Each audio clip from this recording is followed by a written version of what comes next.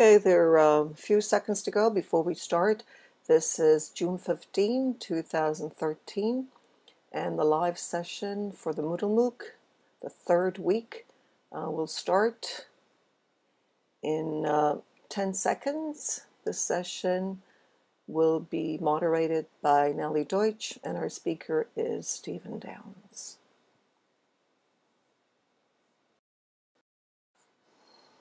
Hello and welcome. Welcome everyone. Welcome to our third session. And today is June 15, 2013. And welcome. If you could just write in the chat box where you're from. My name is Nellie Deutsch. And our session today is about teaching and learning online. And our guest speaker is Stephen Downs, who's going to be speaking about connectivism, online learning, and the MOOC. So the Moodle MOOC is on its way. Hello, everyone. We've had a really exciting 2 weeks. It's really been very, very intensive. And I think the key is, from my perspective and from what I've seen, is actually the power of learning together. Those of you that are really, really involved and active in the MOOC are really appreciating, and I keep getting feedback about the fact that there is so much power. It's amazing how much learning you can get done when you do it with others, especially when it's from around the globe. So if you could just add where you are, morning, noon, night, and where you happen to be in your study, in the living room, bedroom, by the ocean, or by the sea or lake, and so on. Feel free to add that. I'm going to start with a bit of housekeeping. Stephen, if you're in the house, if you could raise your hand, only Stephen for the time being. And if you're not here, I'll repeat. Oh, I see a raised hand. Okay, that's very, very prompt. Okay, so Stephen's here. That's great. Okay, so I'll pass on the mic in a second. I just want to go over the 2 weeks and what's coming ahead. The facilitators are all here, I believe. I'm not sure if Jason's here, but I think I saw everybody. And welcome. The facilitators are doing a great job, and so is everyone else. I wanted to highlight some things in the power of learning together, which Ludmilla wrote down. These are her words, and I think it's really powerful. First of all, it's teaching. The MOOC is about teaching with Moodle, not with other web technologies at this point. It is a Moodle MOOC, so it is about Moodle. I want you to keep that in mind. And for the final week, actually, we will be talking about other things besides Moodle. So that's the time to do it in week 4. It's self-paced, but it's also time-based, which means that you either follow and are active or you're not. There are 2 means. One is the face-to-face and one is on the Moodle as well as on WizIQ. And what I think Stephen's going to be talking about and what I think you've noticed is from week 3, you've been divided into teams so that it's active learning. Those of you who are not interested in active learning, reflection, sharing, and collaborating, there are other venues for you on the Moodle. There are lots of courses for those that are interested in other things and don't have the time and so on right now to be involved in active learning. There are 4 tasks. The task for week 1, if you haven't done it, it's about asking questions and the KWHL. And there's a place. This is an active PowerPoint presentation. It's in the courseware. You'll be able to click on these clickable areas, not right now in the live session, but later on. Week 2, you also had to engage in creating engaging activities. So that's a little bit for those who are interested in learning as you do. Now, what's ahead in week 3 and 4? For week 3, you're going to be doing less. You'll be able to continue working on tasks 1 and 2, particularly task 2, which is a bit heavy.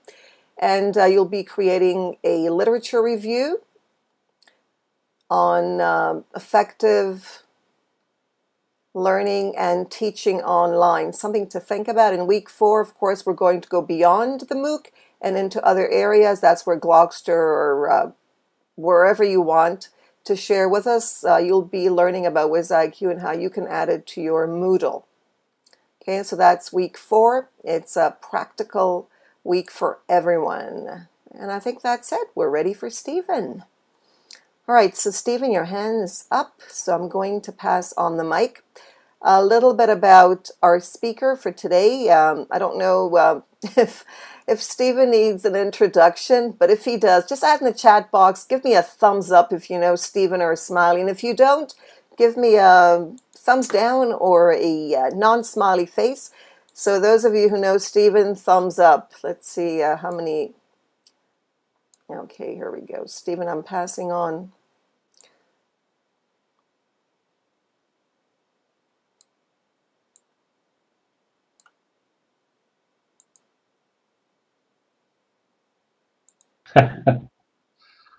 So Stephen, there's some thumbs down, eh? All right, we'll have to get those thumbs up. I can't see any thumbs. Oh, you can't see the chat? I don't see. You look great. You look as good as. I can see the chat. I just see thumbs up or down. All right. Oh, there we go. Okay, I was at the top of the chat and I should have been at the bottom. All right. Okay, so welcome, Stephen. A little bit about Stephen for those who don't know. Stephen is a Canadian, yay for Canada, and I think he's a very proud Canadian, one of the few that I happen to know, with a Canadian flag in his study, is it, Stephen? I think that's very heartwarming. Your what? It's my my office. Yeah. Where the flag is. I think that's wonderful. Right now I'm in my living room, and so I'm afraid there's no flag here. Okay, unless we get you one through the. Yeah. I should have one, shouldn't I? I do enough presentations out of here. Okay, I'll get your presentation up in a second. I'm sure you're curious where it is. A little bit about the presentation. You can read on it. I've highlighted some of the concepts that Stephen will be relating to, and that's connectivism, online learning, and the MOOC. Okay, so I think I'll get your PowerPoint up and we can get started. Did you take that photo yourself? Yes. Amazing. Yeah, it's a Canada Jay, I think. It's from Lake Louise in Alberta. Yeah, I don't see much of a blue, eh? I guess that's the little blue that I see there. Yeah, blue jays are a different bird. They're of the same family, but they're quite distinctly blue. Yeah. The Canada jay, if this is one, I'm not positive that this is one, but it looks like one to me. Yeah, it does. It does to me too. The Canada jays are generally gray and black, like that, and they're very bold. They will steal your food. Oh, really? They're really afraid of people a whole lot, but as you can see, they're really very nice. They look great. I like them. Yeah, great photography. All right, and I noticed there was a camera in one of the rooms, so I guess you're probably a good photographer, or at least you like it from what I gathered. All right, so yeah. Stephen, you're going to speak about, do you want me to go through the slides, or would you like to do it yourself? I've given you writing tools so you can go through them. There's an arrow. Do you see it? It says next. I don't know.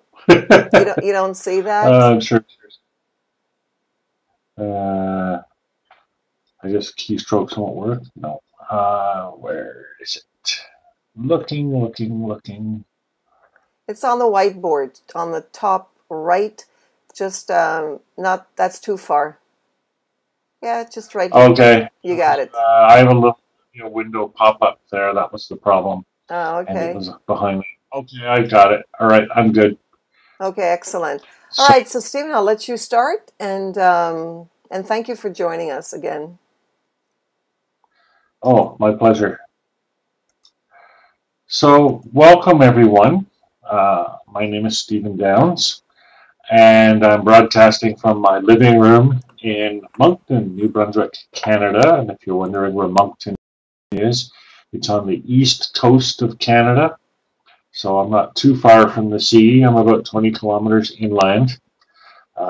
And it's a nice summer day here, finally.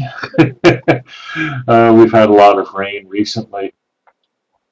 I'm going to be talking for about 40 minutes on the topic, as you can see on the screen, Connectivism, online learning, and the MOOC. I apologize ahead of time for just talking for 40 minutes. Next time I use the system, I'll figure out ahead of time how to make things a little bit more interactive. But of course, we will have time after I'm finished talking, and certainly I want to limit the talk and the interesting stuff is. I'm hoping and assuming that there's a recording being made, but if not, I'm recording it by audio. So there will be a record of this talk later on. And of course, my slides and my audio will be available on my website, and I'll make the link available to you at the end of the presentation. Excuse me. So, interestingly, Nellie pronounced this system as WizIQ. I've gone the last, I don't know how long, 6, 10, whatever years, pronouncing it WiseIQ. So it's interesting for me to hear a different pronunciation. It's fascinating how even something simple like the name of a conferencing tool, you can have two different perspectives like that. Anyhow, so a quick overview, and then I'll launch into the bulk of the presentation. So I'm going to be talking about, first of all, about knowledge, because when we think about the link between Connectivism, online learning, and the MOOCs, basically this is the link between knowledge, learning, and community. So I'm going to be covering those three topics and trying to relate those three topics to the MOOCs and back to also, is my voice too loud? I could probably fix that. No, I think this is perfect, Stephen. I think that if anyone finds it loud, they'll have to go into the audio settings of WizIQ, just above your head there. There's a wrench, and lower the bar, but your volume is absolutely perfect. And I'm also recording this, by the way, through Camtasia, and I'll be uploading this to Vimeo and YouTube. Oh no, I think, Stephen, everything okay? Yep, I just took a bit of the edge off the microphone. That might help a little bit of people. I'm hoping the sound is still okay. I didn't take a lot of the edge off. So, and do keep commenting in the chat room.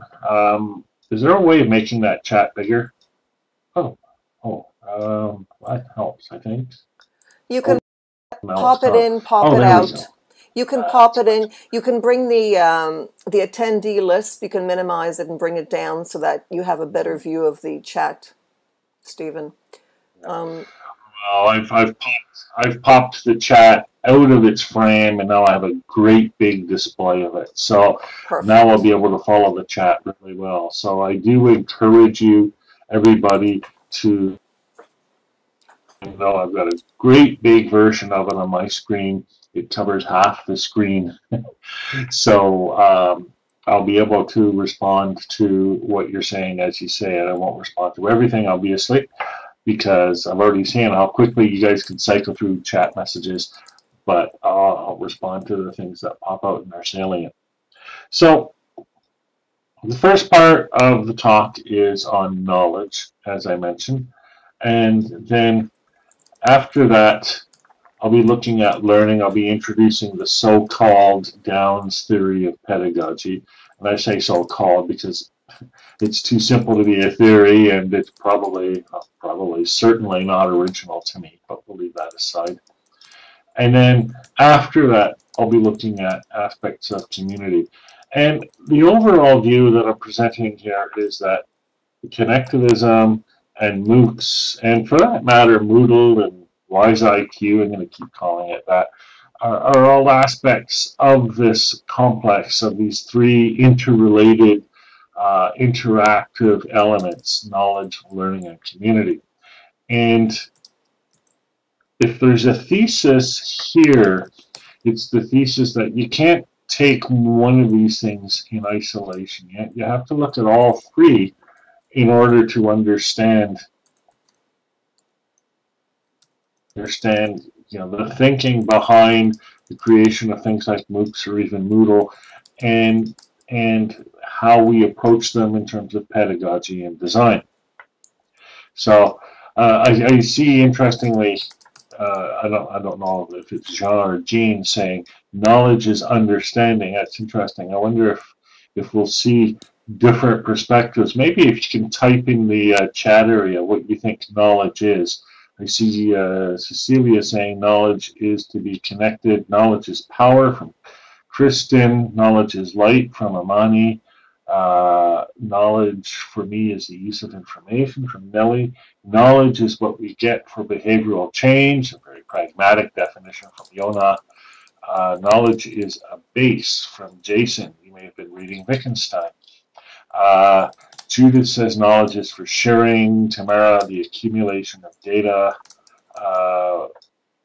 Namrata, knowledge with action is wisdom. Harriet, knowledge without thought is labor lost. That's interesting. Somewhere between information and wisdom, says Ryan. To be part of the community, says, that's an interesting name. Bryony? Yeah, something like that. Bryony, I guess. Knowledge is knowing what you don't know. That's it. Of thoughts and opinions about what knowledge is. Oh boy, I wish the arrow keys work. That's what I want to hit.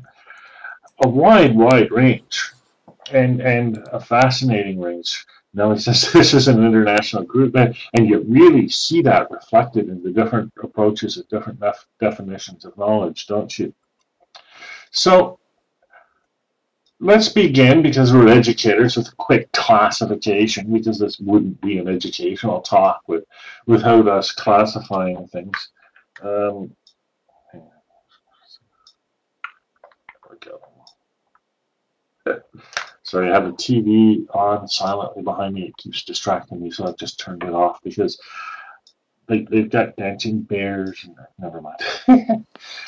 Knowledge is the music of the spheres. That's pretty interesting. Historically, we've always talked about two types of knowledge. The original type of knowledge was qualitative, and this is the knowledge of Aristotle and Socrates and Plato, knowledge that consists of properties, the natures of things, the qualities of things, what sometimes might be called the essence and the accident, relations between things. This is the knowledge of categorical propositions, all. With the Enlightenment and philosophers like Leibniz and Descartes, we have really coming to the fore the idea that knowledge is quantitative. Knowledge is number, mass, proportion. Knowledge of the world is expressed in scientific principles. Force equals mass times acceleration. E equals mc squared. But I think there's a third type of knowledge that recently we've begun to understand and to add to this, and that's the connective kind of knowledge. It's the idea of knowledge as patterns, knowledge as networks, knowledge as causes and impacts. And it's this new type of knowledge that causes us to reflect on what we know and how we learn. So let me explore that a little bit more deeply. Let's think about the old way of looking at knowledge, the qualitative and quantitative way of looking at knowledge, and the new way of looking at knowledge. And we can create two perspectives or points of view here. The old way, and this is the old way, I mean, this isn't that old, it's what you were probably brought up on, is that knowledge is based on rules, knowledge is based on categories, knowledge is which is based on series of facts, dates, etc. The new way of looking at knowledge categorizes a bunch of things that we might not even have thought of as knowledge, as types of knowledge. For example, similarities. When we say that two people look similar to each other, we're expressing a fact about those people. And it's a new kind of fact. It's not, a person is 6 feet tall. It's not a person has red hair. It's more of a pattern or resemblance. Similarly with coherences. When we talk about, recognizing symbols or faces or whatever in patterns of entities, again, we're detecting a new kind of knowledge. When you look at a face on a television screen, that's an example of this new kind of knowledge, because what you're looking at is a pattern that you recognize as a face, but really it's created out of a series of dots, out of a series of little pixels on a screen.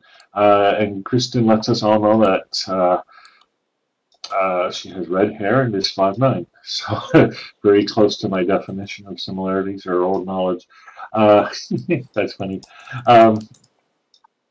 In the new kind of knowledge, the knowledge isn't something specific that we pull out of what we're seeing or what we're experiencing, like we would a number, like we would a quality, but rather we say that the knowledge is in the pattern of what we're seeing. This takes a bit of explaining. And I keep going for that arrow key. Let me explain to you a concept known as emergence. And what emergence is the idea that from something complicated, something composed of many distinct parts, like a crowd or a swarm or a flock of birds or pixels on the TV screen, we look at that or in some way perceive it and pull out of that some sort of pattern. And if you've ever seen a flock of birds flying in the air, you've experienced this phenomenon, right? In Canada, we have geese that fly south every fall and north every winter. And when we look up at the geese, we see a distinctive V formation. Now, there isn't actually a V in the air. All there are geese. And the V that we see isn't made up of little V's. It's made up of geese, right? But we see the V. And this pattern that we see is what we would call emergent from the individual phenomenon. Oh, Renato says, are we going to write on the whiteboard today? I didn't know you could write on the whiteboard.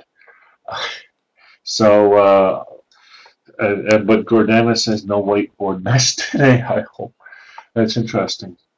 And I see we have very strong opinions about the whiteboard. I'm doing okay with the chat for now, and I'm thinking this is kind of pretty good at the moment, but if I feel the need, we'll go to the whiteboard. So what's interesting about emergence and what really matters to me is that something that is emergent isn't in the phenomena itself. Rather, something that's emergent is something that requires a perceiver. It requires a person to look at that phenomena or look at that phenomenon and recognize, oh, that's a V, or oh, that's a face of Richard Nixon on the television. So that's one aspect of it. The other aspect of it is, again, there's no place where the emergent phenomenon actually is. If you, again, think of the V composed of geese, right? There's no place where the V is, right? It's not in any particular goose. It's not even in the sky particularly. The V is what we would call distributed. It is distributed across a set of geese. If we look at a picture of Richard Nixon on the television, again, we're not seeing a whole bunch of little Richard Nixons that make one big Richard Nixon. We're seeing a whole bunch of individual pixels which we recognize as Richard Nixon. There is no Richard Nixon in the pixels. Richard Nixon is not inside the TV. You could not simply send a message to the TV saying, show a picture of Richard Nixon. You have to, the receiver has to know or be able to recognize what's on the screen. As Jason said, Gestalt. It's related to chaos theory, but I'm not going there with this presentation. Gestalt is a much better example of this.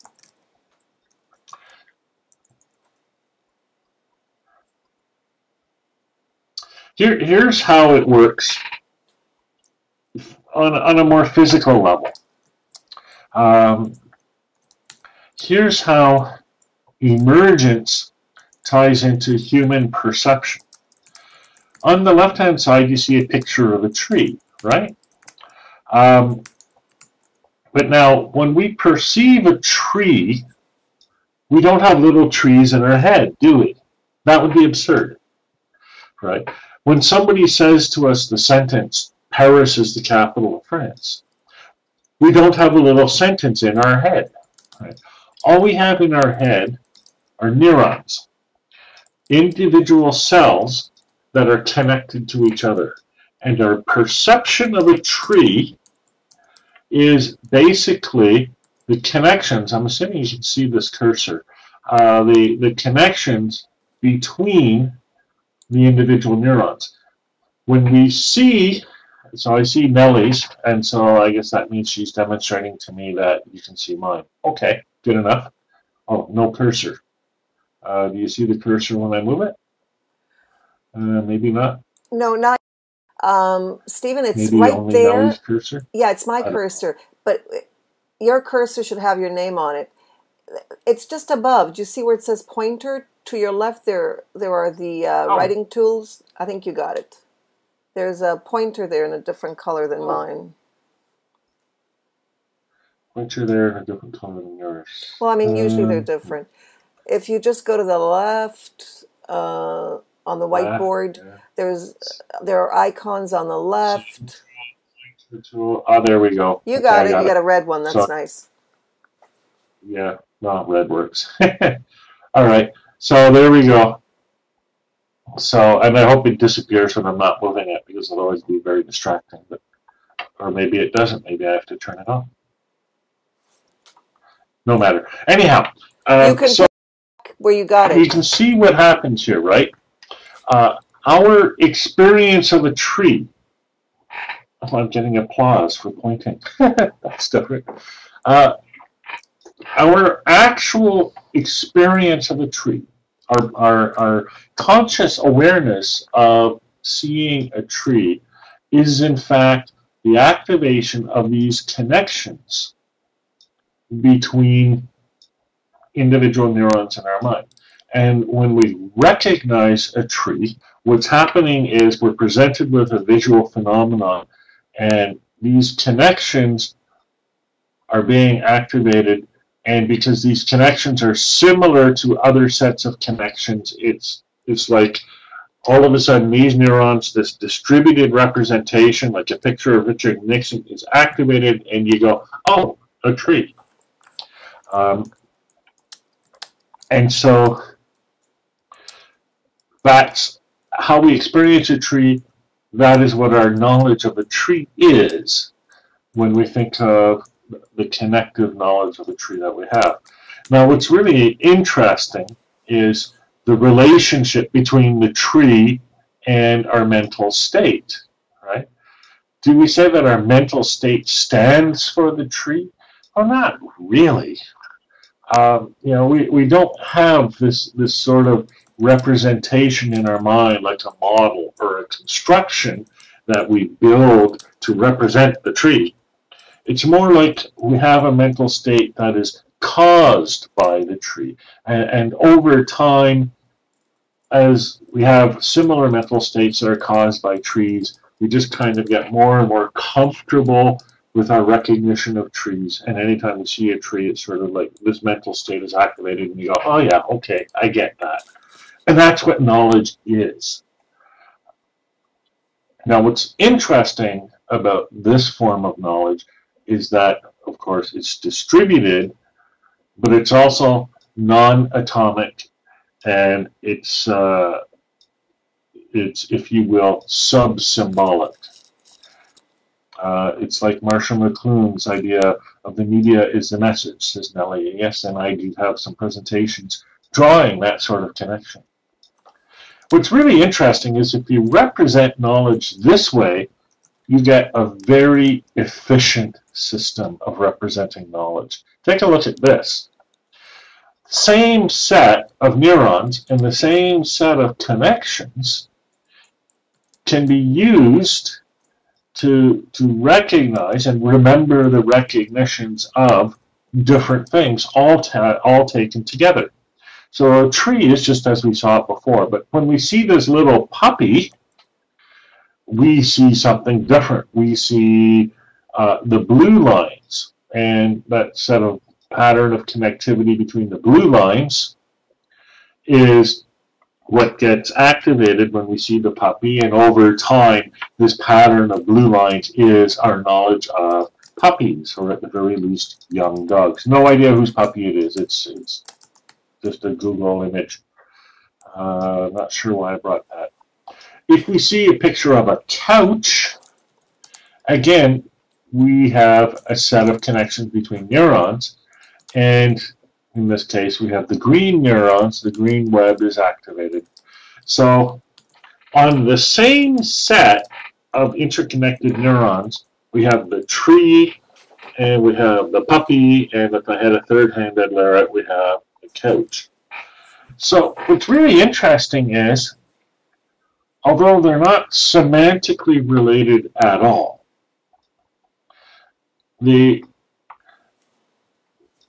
pattern of connectivity related to a tree has an impact on the pattern of connectivity related to a couch. And this is how you can get these associations sometimes that seem to make no sense, right? And make no logical sense. And I'm sure you're familiar with many of them.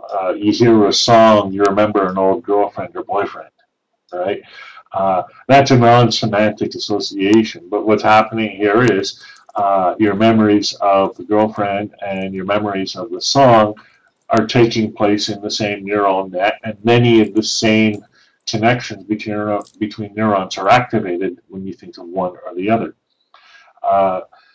When you think of a cause and effect, the reason why you think of an effect every time you think of the cause is because the same set of neurons and the same set of connections that are activated when you think of the cause is activated when you think of the effect.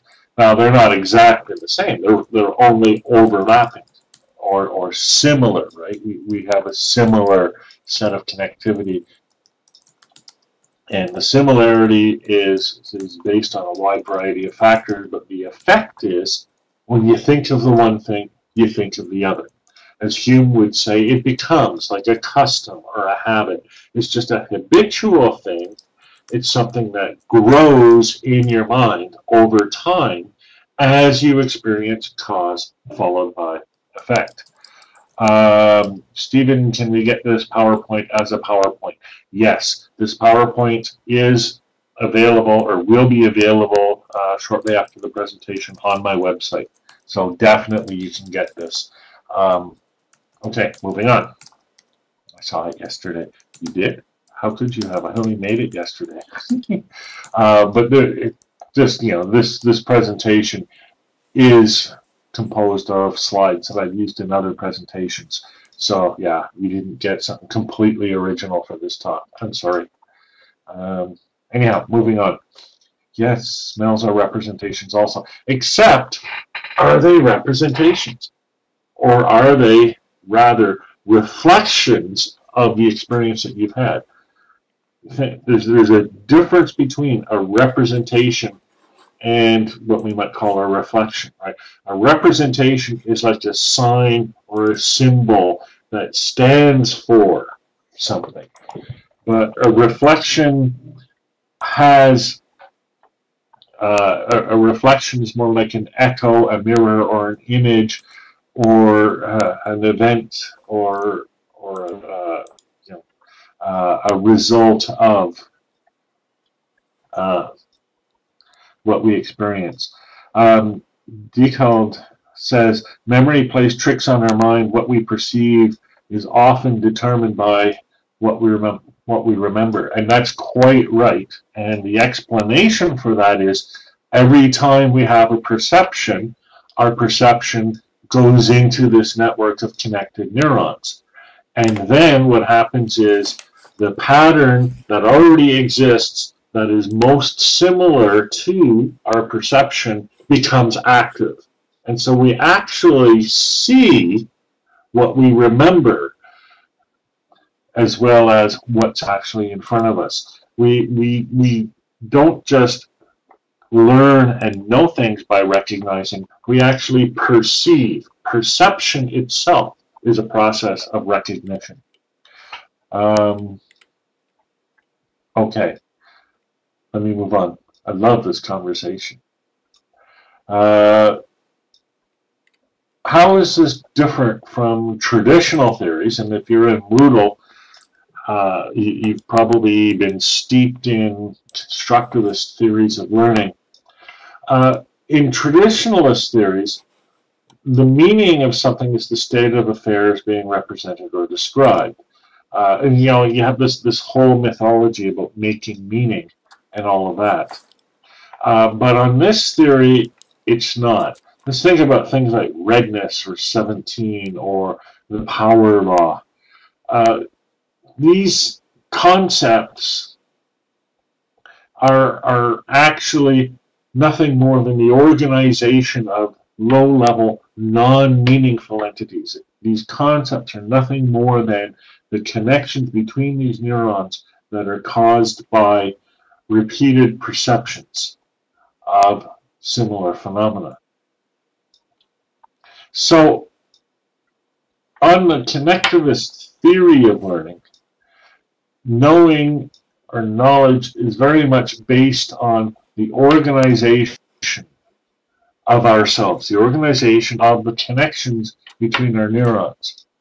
But this allows us to say that knowledge more generally is the organization of something. And this is what ties connectivism as a learning theory into things like social network theory and graph theory and mathematics. And we can identify various types of knowledge based on the sorts of things that are organized. And so we have, and we've observed this, two very distinct types of knowledge. Personal knowledge, which is knowledge that you have and I have, which is the organization of neurons in our brain.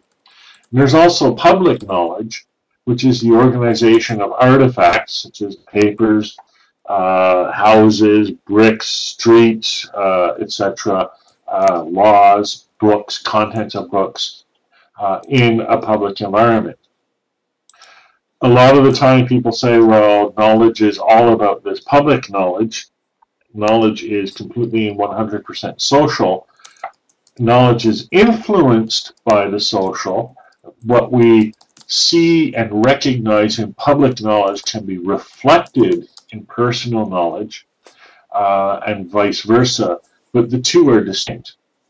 What links them together is a common underlying logic, graph theory, connectionism in computer science, social network theory, for example. And it's our understanding of this common underlying logic that gives us our understanding of what, not simply what knowledge is, but also what learning is, which takes us logically to the next step. And I'm running way behind on my time. I'm so sorry, Nellie. I get distracted. Christo saying what Stephen is talking about is also why digital literacy is so important, and there is a gap in students. You know, that's so true. There's how do I want to phrase it? There's different ways of looking at the world, and no problem, we can extend the time. Well, I'm sure everybody's, never mind.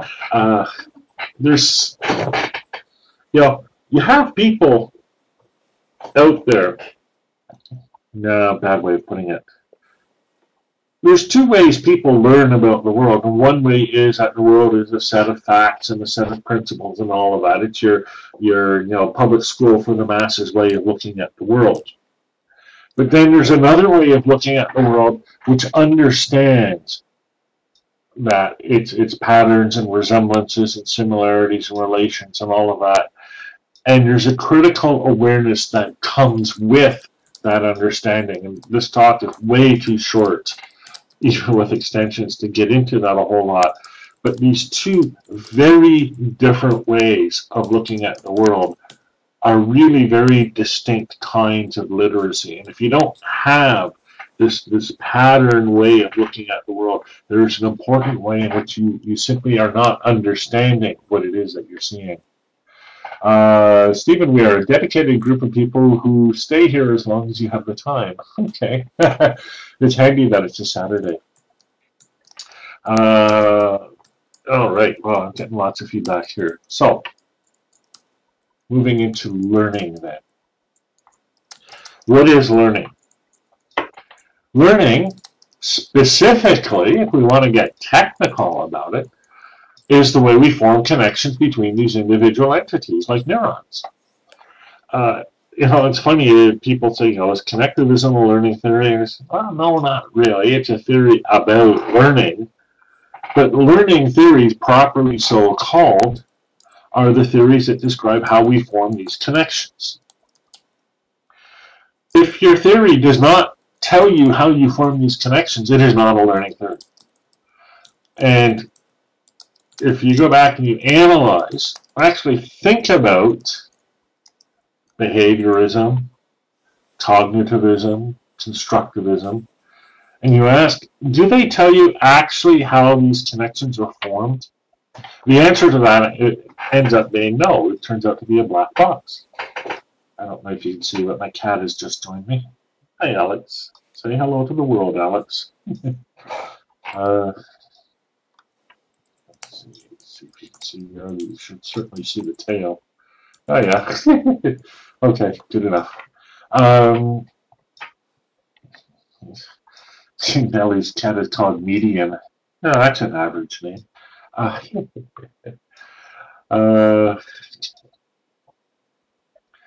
So, I'm not sure what you mean, Crystal, I think it was that said schemata theory. Anyhow, there are different learning theories. There's a whole domain of computer science or cognitive science based on learning theories. So I've put up just a few very simple learning theories on the screen: Hebbian associationism, backpropagation, and Boltzmann mechanisms. And I like these because they resonate. They're learning theories that have actual implications that you might be pretty familiar with. For example, Hebbian associationism. This is the theory that was brought up by Donald O. Hebb, Canadian, I might add, who was a psychologist. And the theory is very simply, if you have two neurons that are activated at the same time and are not activated at the same time, then a connection will tend to form between those two neurons. Or, to put it more generically, like attracts like. Things that are similar tend to be related. And this is the sort of learning that you see in society all the time, right? You see associations formed between people who have similar political views. We call those political parties. And it's the social instantiation of a Hebbian sort of learning theory. Backpropagation is a technical concept. It comes from computer science, and specifically the computer science of connectivism, as explained by people like Rumelhart and McClellan. And basically, it's the idea that you have a set of connections between neurons. My fingers interweaved represent sets of connections between neurons. And you send some input into that connection that alters the state slightly, and you get some output. And then from that output, you have an external response, which either accepts that output or corrects that output. If you're correcting that output, you send a signal back into the network, and in a sense, it undoes the changes it made. Back propagation basically is the concept of feedback. Feedback into a network can alter the state of connection between entities in the network. And so this is, again, something that we're very familiar with, that we recognize a lot. The whole idea that feedback, reflection on what we've learned, reflection on what we do, is a way of adjusting and correcting our knowledge. Nothing unusual about that, but there is a physical mechanism and a computational mechanism that describes it. I'm going to go get the cat in the picture here. He's certainly going to be present throughout. He's not going anywhere. I don't know of any other people who do their presentations with their cats, but I do, because that's just the way my cat is. A third type of mechanism is what are called Boltzmann mechanisms. These are actually based on the principles of dynamics, and it's the idea that if you unsettle a series of connected entities, that they will eventually settle into a stable kinetic state. Good example of that is you throw a rock into a pond, and that creates great disruption, but ultimately the pond will settle back into its most stable configuration, which is flat water. So the same thing happens in the brain. You give the brain an experience. You give the brain an experience, and it disrupts it, but then it kind of settles into place. And what's interesting is the more you do this, it settles into different places, and eventually, it settles into the most stable possible configuration. So it's the idea that new experiences, disruption, and diversity create the sort of agitation that we need in order to form the most kinetically stable set of connections. So these are but 3 learning theories. There's a whole domain of learning theories. There's a huge literature on this subject, especially in computer science. Okay, I'm not sure what Nellie's saying. Why is IQ offered you a premium account? Why don't you use it? Sorry, it was on my mouse. Use it? That was on the wrong mouse. Is that addressed to me? No. I was on the wrong mouse. I've got 2 computers open. I used the wrong mouse. Never mind. I wanted to get the link in. Okay. Forget it. I need 1 mouse for 2 computers, not 2 mice for... I get you. Yeah, got me. Okay, sorry. I apologize. Right. So Nellie's multitasking. Nellie got caught multitasking. I laugh because I do it too. So, and Nellie's heard this all before. I'm sure she has. So that leads us to the ridiculously simple Downs theory of pedagogy. And the Downs theory of pedagogy is based on this idea of knowledge, and it's based on this idea that learning theories are theories of how these connections are formed between networks, and consequently, the Downs theory of pedagogy, if we could call it that, which we really probably shouldn't because somebody else probably came up with it first, is very simply this. To teach is to model and demonstrate, so create the experience. That's what you need to do in order to actually kick off these patterns, right? No learning without experience. You don't just make it up. You have to experience stuff. And if you experience a certain kind of thing, you will learn about that thing. Really simple pedagogy. And then to learn is to practice and reflect. We need to practice because that's how we're going to produce this output, which will generate the feedback. And we need to reflect. Reflection is a combination of receiving this feedback, but it's also a combination of this settling out. And you need this settling out time. You need this settling out process. That's why people meditate. I don't meditate because I'm way too disorganized for that. But many people do, and the value of it is you're giving your brain a chance to just kind of settle. But I do other things. I cycle a lot. I take my photographs. My photographs are kind of like practice, but they're mostly about reflection. That's my simple thing. How can this be connected, asks Teresa, to foreign language learning? Great question. And the answer is, anytime somebody says the answer is, they're not being honest with you, because there's never a simple answer. But think about language learning. You need language speakers, and you need examples of the written word, etc., in order to learn language. There's a lot of language learning that simply proceeds by teaching you the vocabulary, teaching you the principles of the grammar. And I've gone through years of that kind of training. And what I've discovered is you don't learn language from that. What you learn language from is examples of the language in practice. So when I really started to learn French, although I found the grammar book useful, I found the local daily French newspaper even more useful. And I worked with an instructor who basically conversed with me and would reflect back and discuss things in French with me. And then my own learning, right? You can't just sit there and receive this information. You don't learn a language that way. You have to practice the language. On doit parler en français. Si on parle en français, on va apprendre la langue, right? You have to practice it.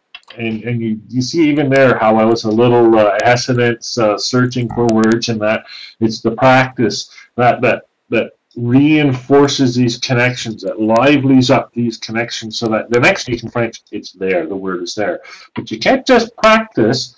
I've seen people practice French poorly for many years, and all you get out of that is learning French poorly. You need reflection, you need response, you need feedback, you need to hear people correct what you've said, but you also need to listen to your own conversation in French. I do some talks in French. I listen to them after to hear myself speaking in French and to thereby correct myself.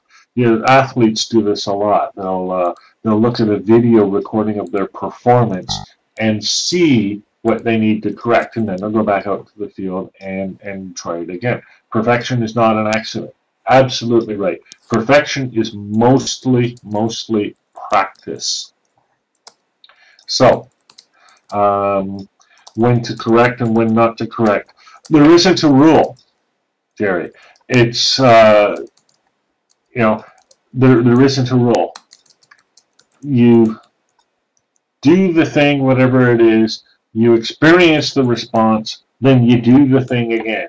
And it's a gradual, iterative refinement of the connections between neurons in your mind. You can't go in and say, okay, well, I'm going to correct my patterns of connectivity in my mind today, and tomorrow I'll take the day off. It's not how it works. So yeah, it's a really simple pedagogy. And the other aspect of the pedagogy that isn't here in the diagram is there's no shortcuts here. There's no simple tricks. There's no magical way of doing it. Our knowledge is a set of connections between neurons, and the way we change that set of connections is we grow connections. It's like growing muscles. It's the same, it's exactly the same kind of thing. It's the same kind of process. Ryan, I have a whole presentation called Against Digital Research Methodologies. And the scientific method, testing a hypothesis, this is one of these rationalizations after the fact that people make of the process of discovery and inference. And my own approach is based on people like Paul Feyerabend, whose theory of science could be summed up essentially as whatever works.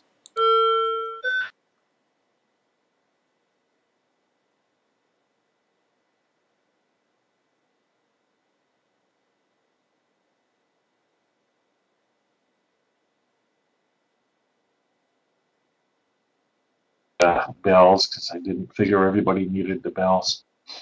So Judith asks, is this written anywhere in an article or a book perhaps? If you go to my website, which again I'll give you the link at the end of the slides here, you'll find tons of articles, presentations from which I've borrowed for this one, and a set of ebooks, which are really just collections of my articles. There isn't, you know, a simple 100-page Angry Young Man's book, but I'd like to produce one at some point if I ever get the time.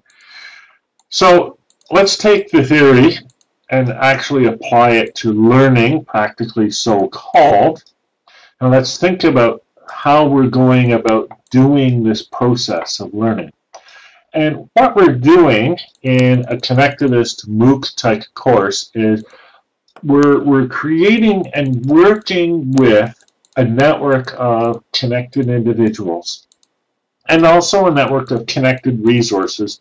There's this whole philosophy called stigmergy, S-C-I-G-M-Y-R-G, or M-E-R-G-Y, I forget how you spell it, which is the idea of communicating with each other using artifacts. When ants build an anthill, they're engaged in a process of stigmergy. One ant uses an artifact, whether it be a piece of sand or a pheromone, a bit of scent, to communicate with another. I'm not very good at pronouncing words sometimes. So we're using this network, but we understand as learners as well as teachers that what we're trying to do is create this set of connections, and specifically the synapses between neurons. This process, when it happens in the human brain, is called plasticity. I read a book a long time ago called Scientific Realism and the Plasticity of Mind by Paul Churchland, who introduced me to the concept. There's been a lot of research recently that shows that even adults, the connections between their neurons change. You know, they grow. It's not simply that connections form and cease to exist, but also they strengthen and weaken. So it's not simply a connective relationship, it's the strength and weakness of connection between individual neurons. You know, a good way of putting it is brain muscles. You know, I mean, it's not literally a muscle, but, you know, the analogy is so strong that it really works. If you don't lose it, if you don't use it, you lose it. There's certainly an element of that, but there's all kinds of ways of using it, which is really handy. Language learning. One of the things they tell you in language learning is to think in the language that you're trying to learn. And that's a way of using it. That's why they tell you that, right? To think in the language. I always wondered what that meant. But then I realized it's just, you know how when you think to yourself and you hear yourself talking? Just do that in French. And if you're doing that, you're using the language, even though all you're doing is thinking of it. Pensez en français, exactement, vraiment. You do that in Chinese, very good. I would do that in Chinese, except I can't. There seems a nice fit with accelerated learner, Gardner and Rose, and personal learning concept. Yeah, absolutely. Gardner's gotten a lot of bad press, especially recently, but I think there's an awful lot of overlap there. The first time I dreamt in Spanish and realized it, I was so proud of myself. You know, Nancy, I had that exact experience, except in French. And it was the night before I was going to give my first ever presentation in French. And so I've been really working on this really hard because, there's a lot of pressure there. And the night before, I'm in the hotel in Edmundston, and I dreamed in French. And I woke up and I realized I'm going to nail this. We all self-taught. Yeah, exactly. So, next slide. So here is the muscle analogy, right? Developing personal knowledge is more like exercising than like input. It's more like exercising than inputting, absorbing, or remembering. People talk about learning as though learning is remembering. Learning isn't remembering. Remembering is like just the tip of the iceberg. Go back to this slide. Okay? If learning is remembering, then I remember the tree. But it isn't just remembering. When I experience the tree, it impacts my perception of the dog and my perception of the couch. Learning is so much more than remembering. This is why, you get a lot of this fact-based type of learning, like focus on the facts, get students to concentrate. Your recall is better if you eliminate distractions and all of that. I'm sure you've read all of that literature. I guess the cat's gone. I can turn the camera back up again. Oh, whatever. There we go. But the more you focus on a single fact, the less of this overlap effect you have with other knowledge, other experiences that you might have, right? The more you focus on a single thing, the less what you've learned about that single thing can help you learn about other things. If I learn about a hat, right, that should help me learn about keys. I don't know how. It's all in the connections. There's no simple way of saying it. But if I focus on nothing but hats, that doesn't help me learn about keys at all. And these experiments where they have you focus on hats, really focus on hats, and then they give you a test on hats. Well, yeah, you're going to perform better on hats, but you'll be terrible at keys, right? So when we're evaluating learning, if we simply evaluate for the fact, then what we're doing is actually constructing a mechanism of evaluating that misrepresents what learning is. Learning about a hat isn't simply remembering things about the hat.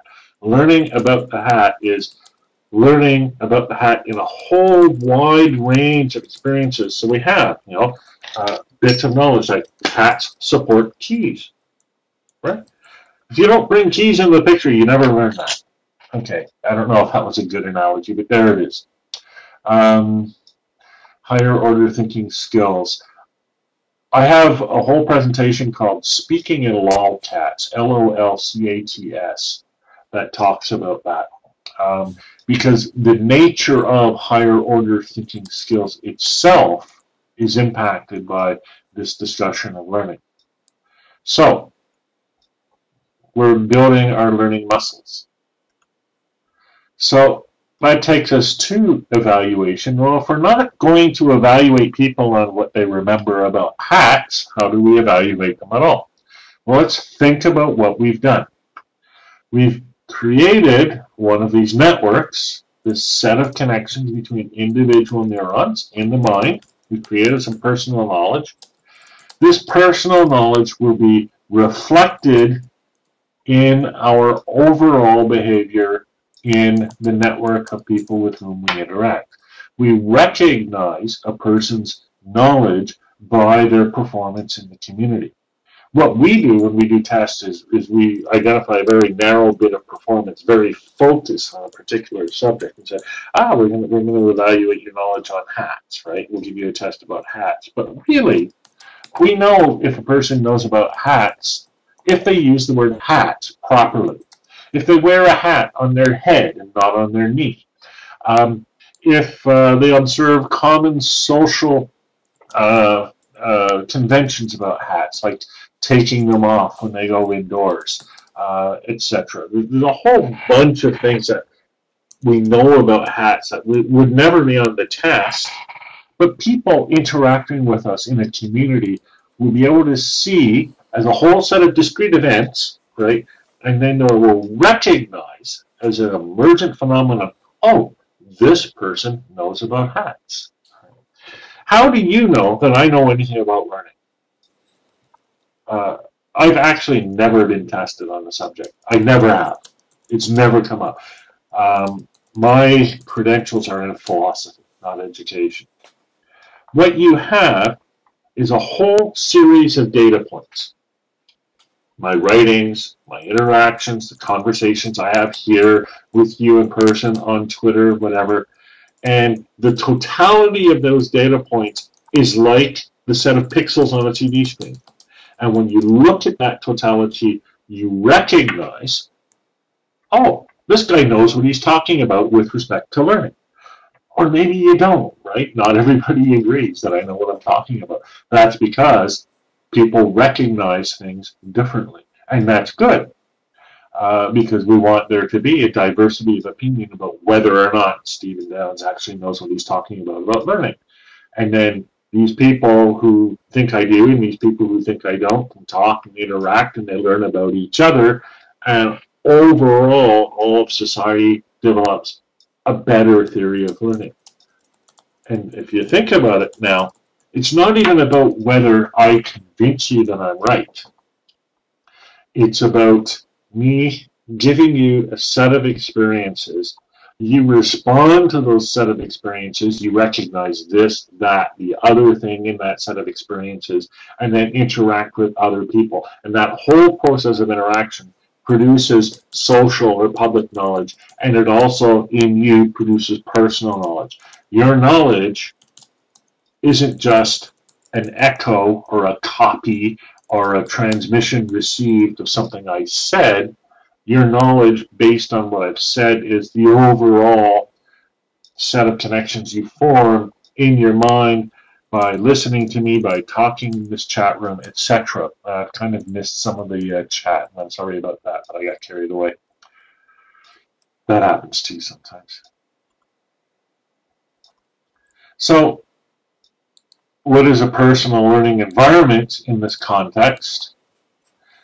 Well, simply, a personal learning environment is a tool intended to allow you to immerse yourself in this community in which you will perform, this community with which you will interact in order to learn, and this community which contains individuals who can recognize your learning and which as a whole will be able to recognize whether or not you learned or not learned.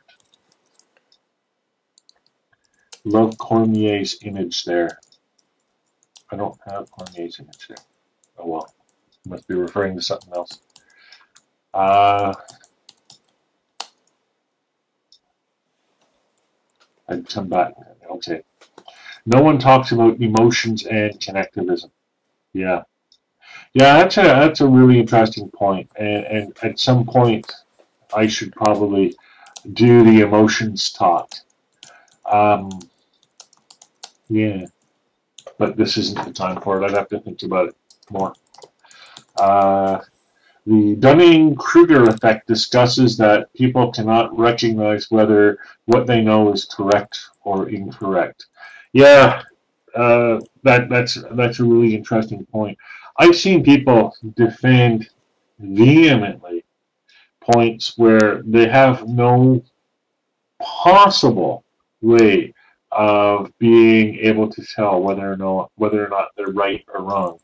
You know, so even the fact that they defend their beliefs to the death doesn't mean that they are able to know whether or not they're true or not true. This is one of the interesting ironies of human cognition. I think we should do that, Stephen, next time. Yeah, well, but I have to think about that too. Oh, wow. Okay, moving on. I mean, I don't have a ready-made theory of connectivism and emotions. So here's how we set up the first MOOC. And the first MOOC actually did include a Moodle. You can sort of see the square edges of it up in this upper left-hand corner. We'll start here, proceed through the course, and everybody will remember this stuff.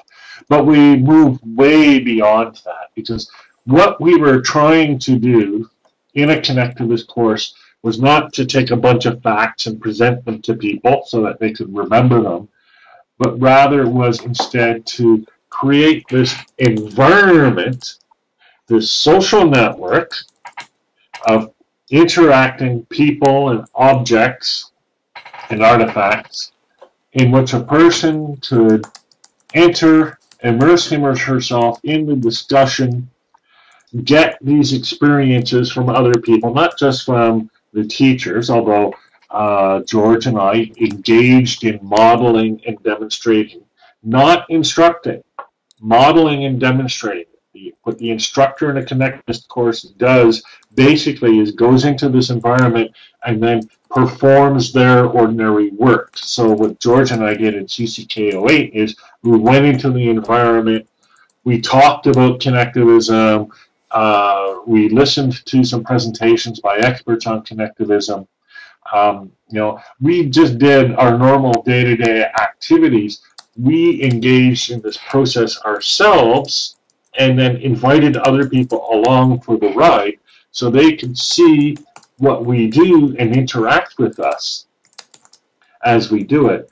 And the idea here is we create this environment in which other people can see this happening and then start to practice it for themselves. And that's exactly what happened in the course. We know the course was a success because people started practicing and reflecting.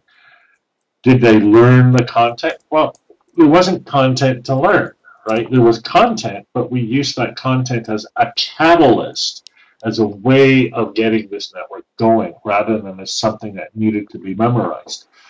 And I look at the people who were in that course, and I looked at them a number of years later, and I'm thinking of names like Francis Bell and Sufi John Mack and Jenny McNess and a bunch of others. There's a whole bunch of others. And I looked at the work they've done since they were in that course, right?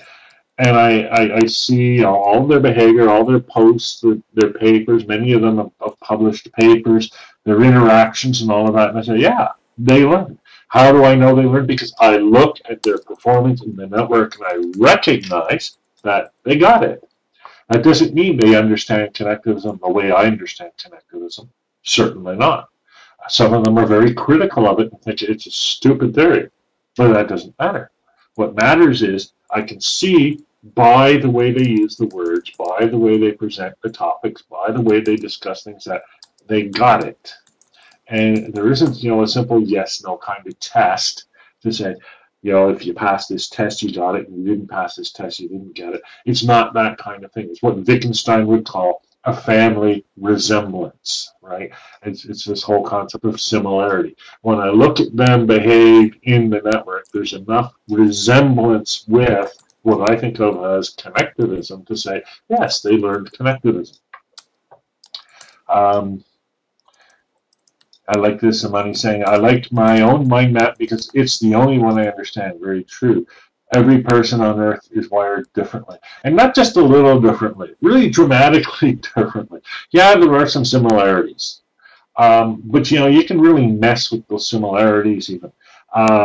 Everybody has a visual cortex and they process their visual images pretty much in the same way. But, and there were some horrible experiments with kittens, and I'm very sorry to report this, but they did this, where they sewed the kitten's eyes shut and then examined how their visual cortex grew. And their visual cortex grew differently because the kitten wasn't seeing out of the eye that was sewn shut. Your actual neural connections wire themselves differently based on what's coming in. I know, what a terrible, isn't that a terrible experiment? It's awful. And that's one of the nice ones they did. They did some really nasty stuff. So I'm glad they got that. I would like to think they've got that all behind us. I'm sure they don't. They also, I mean, they've done stuff like that on humans too. Like they used to do things like slice the corpus callosum. It was an experimental procedure separating the two brain halves. And so there's a whole bunch of things. That's where the emotions come in. Yeah. Interesting.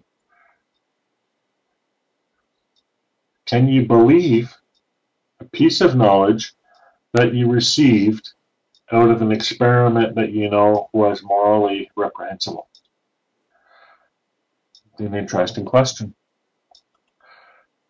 So, here's how we set up individual personal learning environments in a network, right? So this network of individual PLEs is actually the working part of a MOOC. You know, it's the part where all of you are out there using your own systems, your own software, you're on the web, you're on mobile, you're on a desktop, and you're interacting with each other with some central registries, and this is where the MOOCs are, right? Maybe with some P2P, direct person-to-person communication. So this is the actual technical structure of one of these networks of personal learning environments. We can believe but not applaud. Yep, good enough. But I do wonder whether there's an actual epistemic effect. So if you think about how you learn, and again, I have a whole presentation on personal professional development.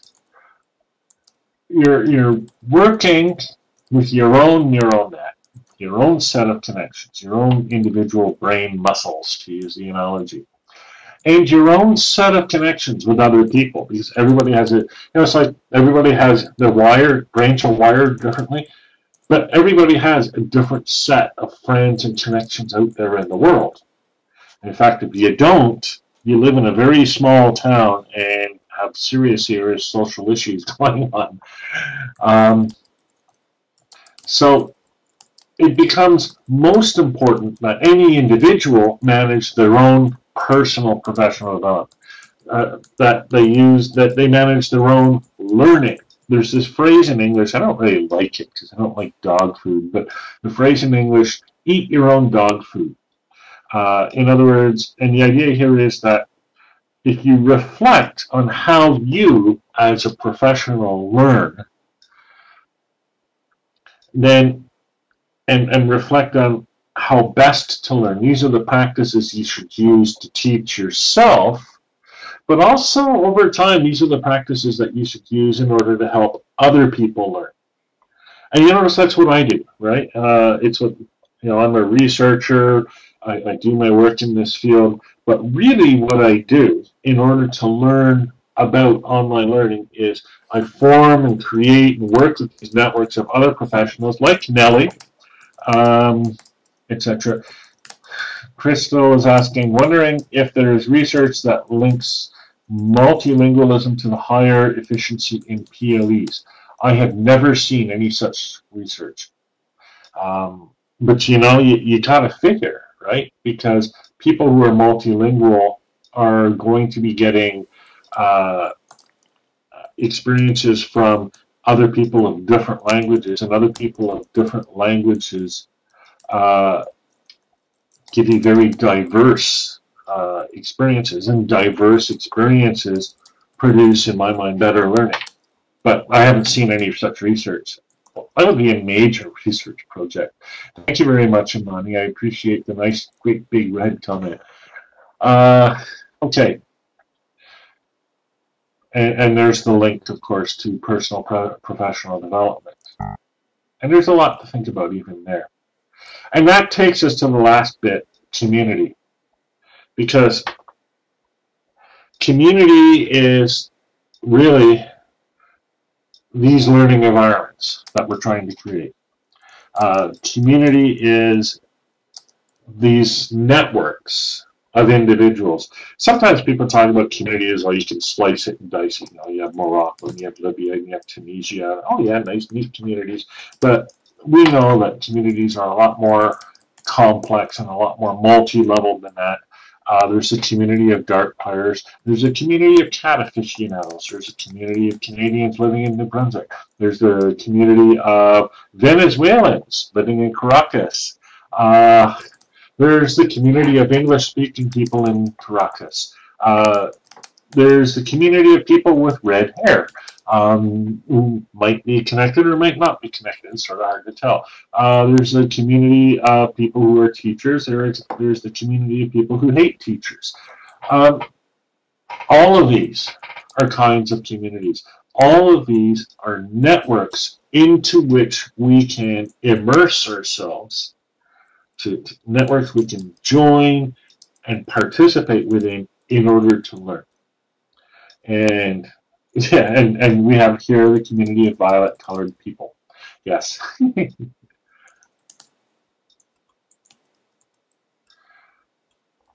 So let's make the statement right off the bat about what education is and what democracy is. Education is not about remembering a body of predefined content.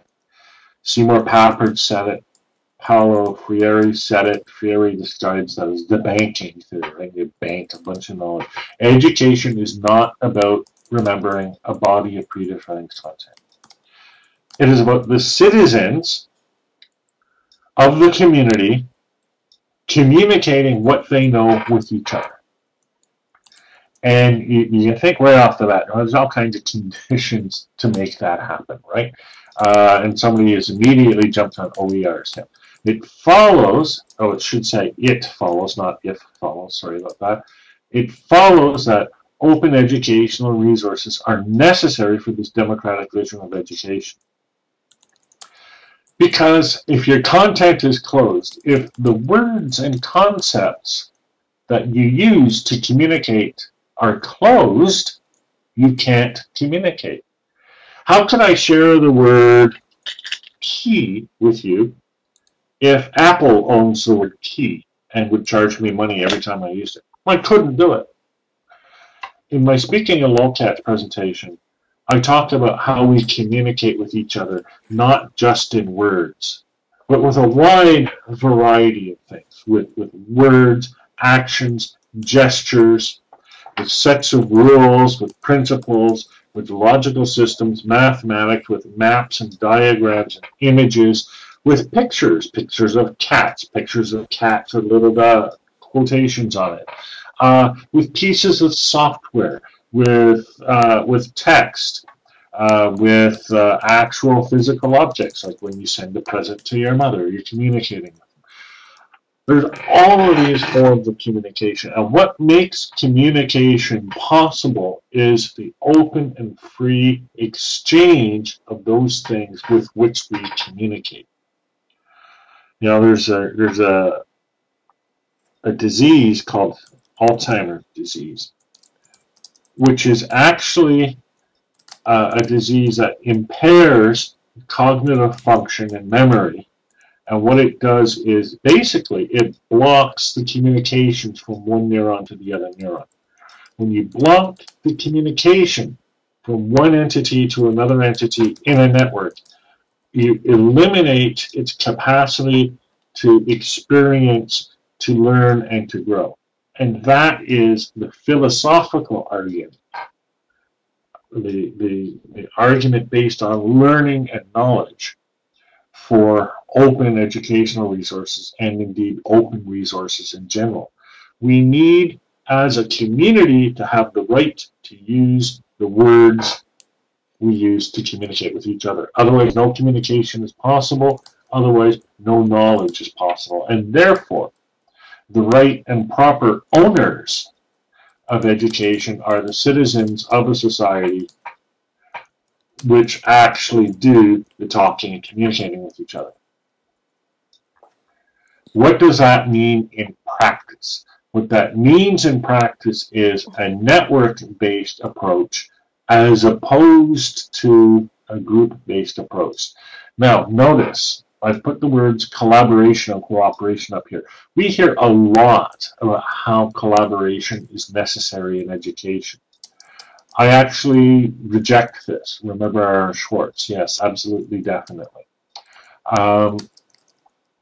I argue that in learning we should be focused on cooperation, that is playing nice with each other, as opposed to collaboration, which is playing in a group. See the difference? Right? There are different elements that typify what I would call groups as compared to networks. A group is all about unity. Everybody should be on the same page. Everybody should say the same, speak the same language. Everybody should learn the same thing. We should all unite under the same vision statement. Our society is a melting pot. Go with the flow, get with the program, etc. But a functioning learning network is based on diversity. It's based on distinct individuals interacting with each other. In collaboration, it's all about leadership. There's so much stuff on leadership in education. I just want to scream because it's all about, you know, how leaders define group value, etc., manage learning, blah blah blah. But we already know that a person needs to be in charge of their own learning. They need to be autonomous. To direct themselves. And we know that because each person's learning experience is different. Groups are closed. You're in or you're out. But learning should be about openness. It's about bridges and connections. Collaboration is about distributed knowledge, distributive knowledge. I need to be careful. That was a bad choice of words there. But what I mean by that is knowledge that is owned by an expert and then distributed in identical copies to each person. So everybody has exactly the same knowledge that the expert had. But really, knowledge is connective. Knowledge isn't created by distributing copies of it to each and every person. Knowledge is created by each and every person interacting from a different, distinct point of view, and then the knowledge emerges from that network as a whole. These, yes, are the MOOCs, the collaboration, group, unity, coordination, closed, etc. These are the MOOCs that are created by Coursera and edX and all of that. But the MOOCs that we've been working on are based on cooperation. They are based on these principles of autonomy, diversity, openness, and connectivity or interactivity. So I call this principle the semantic principle. It's a design principle in the sense that you should be using these as principles for learning system design. And so when George and I designed the initial first connectivist course, and certainly when I was building software for it, these were the 4 principles that guided us. Right? How do we help people be autonomous and use their own software, their own systems, etc.? How do we encourage a diversity of point of view, but not just diversity of point of view, diversity of languages, diversity of educational software that people use, diversity of communications channels. So we enabled Second Life, we enabled instant messaging, we enabled Google Groups, we enabled blogs and RSS, and all the rest of it. Openness, key defining principle of our courses. But they were open not simply because we had some sort of vague generalized notion of open is good. It was open because A learning system must be a system that can experience from outside. It must be a system that can produce behaviors, actions, practice from which there will be some sort of reflection. Openness is what makes it possible for our learning system that we're constructing to learn. And then interactivity. Our learning was not based on the expert speaking the truth. Our learning was based on people like George and me going in there and doing what we're doing, and then people coming along for the ride, interacting. Call it adios. Oh, interesting. Autonomy, diversity, openness. You spell it, you got the words in the wrong order, but semantic. Isn't that interesting? Autonomy, diversity, interactivity, openness, semantic, adios. See what a perception from a different linguistic perception or perspective will give you? I never thought of that. I don't know if I want to call it adios, though. I mean, that seems so final. Okay, so these next 4 slides simply expand a bit on the concepts, autonomy, and again, there are many types of autonomy. I've got a link to a whole paper on autonomy. Diversity, and I've done diversity so much over the years, and you know, we could talk about diversity. There's a whole argument relating diversity and power laws, diversity and influence, diversity and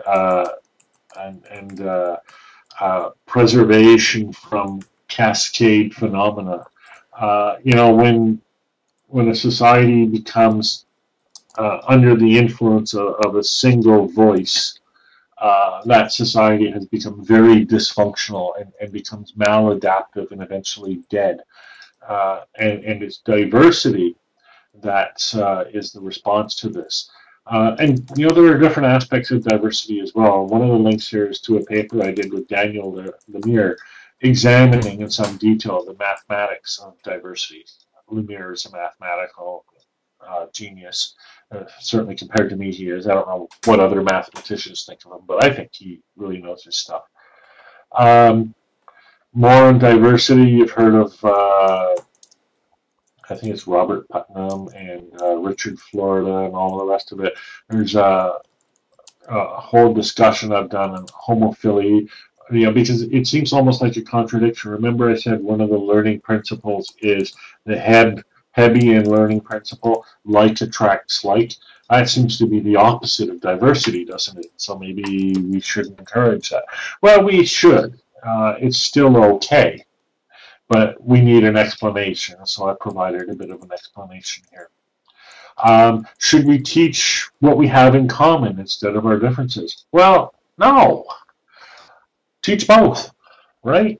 Similarities are important.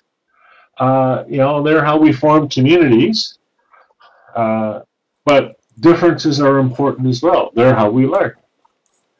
I've talked so much about openness over the years, I don't want to linger on this. But again, there's many ways of talking about openness. You know, you're talking about open education. It might mean open content, open teaching, open assessment, open admission. There's a presentation, a whole presentation by, oh darn, what's his name now? He's at the University of Southern Queensland. I have Don S. Davis in my mind, but that's the guy who plays the general in Stargate. It'll come back to me. There's open networks. Here's this diagram here on the right is a diagram of our MOOCs, right? And you notice that there isn't really a defining line. You can sort of say there are some people in the MOOC, those are the ones in blue, and some people outside the MOOC, those are the ones in green. But that border isn't really a border, is it?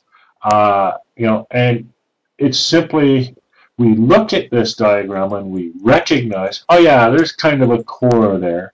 Different people would make the core different. But you know, there's no right place to be in this network. You can be way out here, or you can be right here. All of those are fine. And then, of course, we have the openness of open educational resources, and I talked about this before. Open educational resources become the means of communication.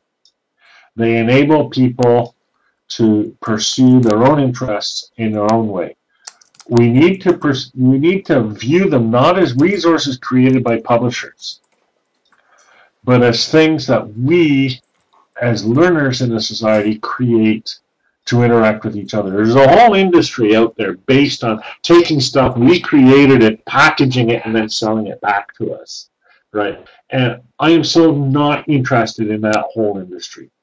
I am interested in this idea of resources that we create as individuals, as academics, as researchers, as practitioners. We create these things and we use them to talk back and forth to each other.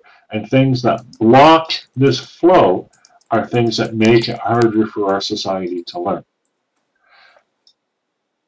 That, and I really thank you for all of your patience, is pretty much my presentation. We have, at the very end, interactivity, and there's the whole discussion of influence versus emergence, and again, I have a link to that. Scope versus level. There's an ontology of emergence. What is the status of objects that we recognize? There's that face of Jesus on Mars. People may have seen it. It's basically shadows on a mountain. But when you look at the shadows on a mountain, if your brain is constructed in a certain way, or if more accurately, right, if your brain has grown in a certain way, you look at those shadows, you say, Jesus, I see Jesus. I look at those shadows, I go, oh, yeah, John Lennon. The Jesus on toast phenomenon, exactly. Why don't people see Lou Costello on toast? Why doesn't that happen? I'm sure that many people do see Lou Costello on toast. They just don't report it. But the question, what is the ontology of Jesus on Mars? Does Jesus on Mars exist in any real sense?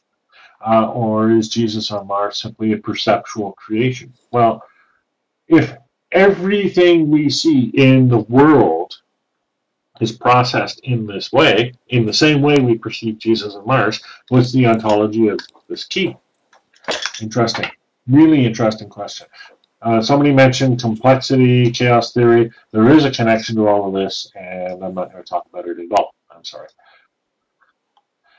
That's my office at work. That's my little Canadian flag in my office at work. The URL in blue is my website where you can see all of my writings, and I mean literally all of my writings, well, except the stuff I did before the internet. I'll have to put that online one day. This presentation will be available on that website probably sometime today. And yeah, that's all I've got to say. But I'm more than happy. You guys showed me a lot of patience. I'm more than happy to take any comments, questions, etc. So Nellie, back over to you. Well, thank you, Stephen. Can I turn on my recording? Yeah, thank you. Yes, no, you're fine. Thank you. Thank you so much. That was undescribable. It was amazing. You can see the reaction in the chat box. You can also, by the way, everybody, you can copy the chat and take it with you, but you can also do that when you're watching the recording. Stephen, don't go away. We've got a little surprise. Okay, a final something or other to show our appreciation for everyone and for staying. So don't go away. Jace, if you could raise your hand. Jace has raised his hand. No, he hasn't. Jace, if you could please raise your hand. We've got a little something here that we'd like you to experience, because this is what it's about. I mean, that's what I got out of it. Experiencing, and Jason is going to have us experience. So, okay, there we see Jason. And let's see. Jace, can everybody see Jace? It's a little dark here.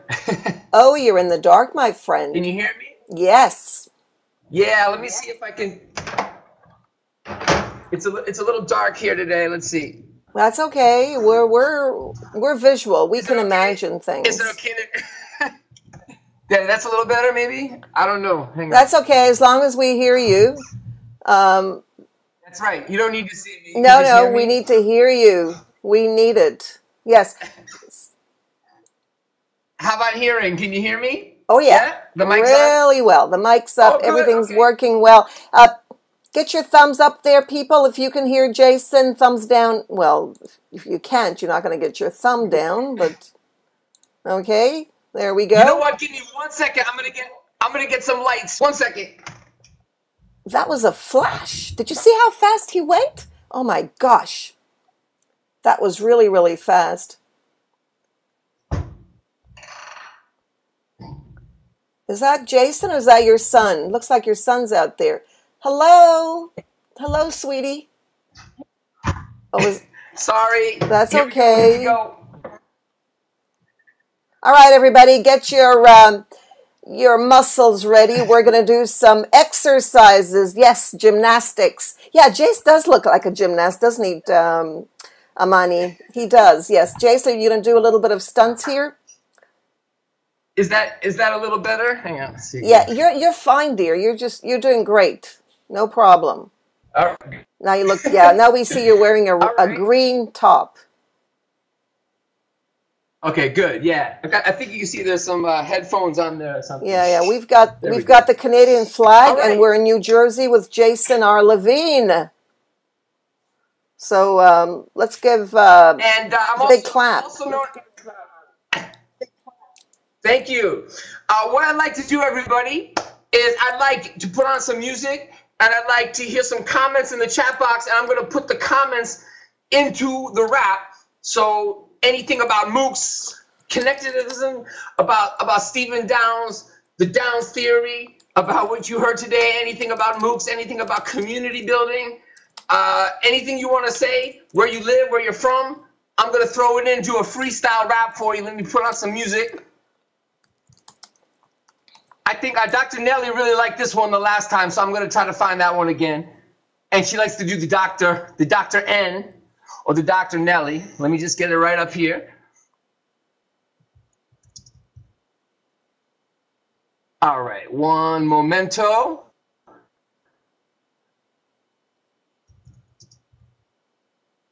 Okay, let's try this. And you got to tell me about the levels here. If that's too loud or not. Can you hear the music? It's okay? Yo, MOOCs sound like moo moo. Someone said moo moo. Like a cow goes moo, or MOOCs like cows. I tell you how I'm gonna put the freestyle rap down. If you give me something to say, San Juan, Puerto Rico in the house. Where are the neurons in the MOOC? Talking about neurons that keep on engaging. I'm getting enraged when I see X-MOOCs not really about me. Blanca's from Mexico, Emergent, Ryan, awesome. Who's from Pennsylvania? Connections. It's all about protecting our self-interest as a group, community. Down with the MOOCs. Why he make it happen? Sam, I don't know where you're from, but some of these people like Dr. N, I know where she is, but it's kind of a mystery. Quito, Ecuador, that's Maria Sol, my bad. We're going so far with the open educational resources. That's what we got. We got it, and we're going fast like horses, keep galloping down the path together in any weather. That's right, helping each other. Who's cute and lovely? I got thrown off, but practicing reflection again, the reflection, the connection, the intellectual pondering, and everybody get profound, getting deep, helping each other. Things that are lasting. Dr. L, and where is the dancing? Not feeling this beat. Oh, she's feeling it now, but the chat box gone. What did I do? Now I can't see it. I didn't change anything. Dr. Nelly, did you mess with my settings? I can't see anybody's chat. All all I see is you and Steven's library. I can't get very into rapping when I can't see the chat box. Can you help me out? I need you right now a lot, cause I can't see it anymore. Where's the chat box, Nelly? Nelly, what'd you do with my chat box? There. Where is my chat box? It's there. Oh, wait. No, it's not. Yes, it is. I don't see it anymore. Oh. It's there. Oh, there it is. It just came back. I popped it back. I popped it up. I can't really do anything. Getting thirsty, sipping out my cup. Down to the left. I know, but when you're rapping, it's like you're bereft of any neuron connectivity. Right lower corner, got it? Oh, there's Michelle. Elle est en France. Je peux parler en français, non en anglais. I rap today because I'm not bilingual when I rap for you. 40 degrees here, Jerry, where are you? Nelly rocks. That's right. Without socks, without shoes, I'm doing it. I don't sing the blues. I rap. Tell me something more about education, cause I'm here to help you. All our dedication and devotion together, we create emotion. Motion, that's a good M for a MOOC. Cool and Buenos Aires, not good air at all. Oh no. Macedonia, yeah, Skopje in the house. Yeah, I know every capital because I built my knowledge base. And my name is Jace. Fluency of CC's Ryan, Kevin in Tokyo. Reflections about representation, don't you know? Greetings from the Middle East in education. I tell you, it's a big celebration. We get connected in Research Triangle, North Carolina. Do it how you do it. Low hit, my man, I know you're following me. I'm Wiz IQ. I tell you, there is so much we could do. Greetings from Ann Arbor, Michigan. Where else? Venezuela, my man, are you in Caracas? Intelligence in Greece, Elena, you know, I got peace when I'm with my family. I'm Wiz IQ because I feel good in Israel and Egypt. Middle East represented today. Crystal Brody from so many places in the Midwest, but actually from Germany. You love me in Egypt and London, love you too. And I love Portugal. The king, thank you. Global citizens, peace, it's all about that. Where are you in the house? Woo! There we go. Thank you so much. Wow. That's the Dr. Nelly and Quincy show. All right. Okay.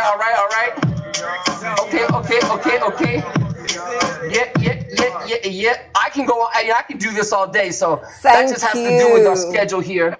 Thank you, Jason. I think we've gone over almost 2 hours. Thank you, everyone. Thank you for joining, Jason. All of you out there. Have a great day, everyone. It's a Saturday. Enjoy it with your family. As Jay says, peace and, how do you do it? Jace, your peace thing? Peace and much respect. Yeah, right. Do that. Global family. Thank you, Jace. Class is closing. It'll be on YouTube. Long, but it'll be on YouTube. Bye, everyone. Thank you, Stephen. Bye. Bye-bye.